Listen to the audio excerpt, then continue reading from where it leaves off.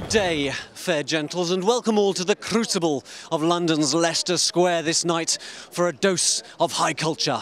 Verily, 'tis Shakespeare, the directorial debut of Ralph Fiennes and his adaptation of the tragedy of Coriolanus. Come, let's meet the players on the red carpet way. My name is Caius Marcius Coriolanus. Is there a reason that you chose a perhaps lesser known of Shakespeare's tragedies for your directorial debut? Much that it was lesser known, it was just a story that I thought had real relevance today, and I think it's a very provocative piece. I think it provokes different responses. Coriolanus himself is provocative. He's sort of almost designed to challenge your sensibilities and who you should like.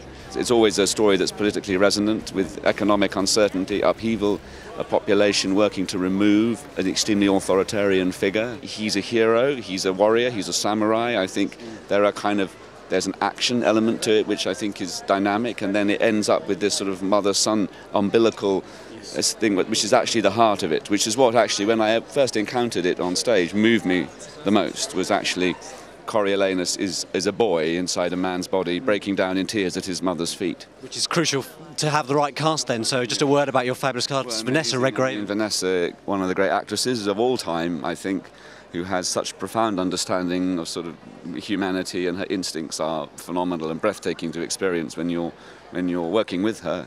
And Brian Cox is an amazingly powerful actor who gives a wonderful, understated, naturalistic performance as a sort of political infighter.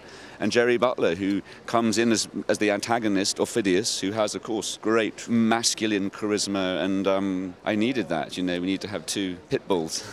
Your director and the leading man, who you shared a lot of scenes with, is famously intense and brilliant in this. How was he as a director? He's fantastic. He really is truly phenomenal. He's probably one of the...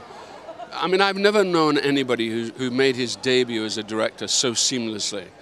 It was quite astounding, really, and I think it's a magnificent piece of work. Tough man?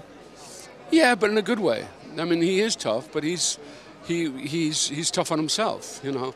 And when somebody's that tough on themselves, you go along with it, you know, and of course it should be tough. I mean, I would say rigorous rather than tough. You probably couldn't get much better source material to work from. No, you're right. I could not. Was there a moment where you thought, I better not screw this up?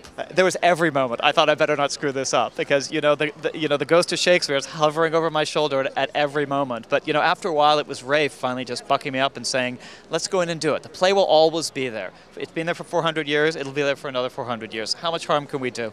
Lo and forsooth and all that good stuff, Coriolanus is a picture much to be admired, a political military thriller that smashes together the traditional verse of Shakespeare with the urban warfare of the Hurt Locker.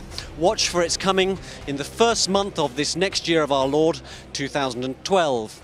And on the morrow, gentles all, we need to talk about Kevin.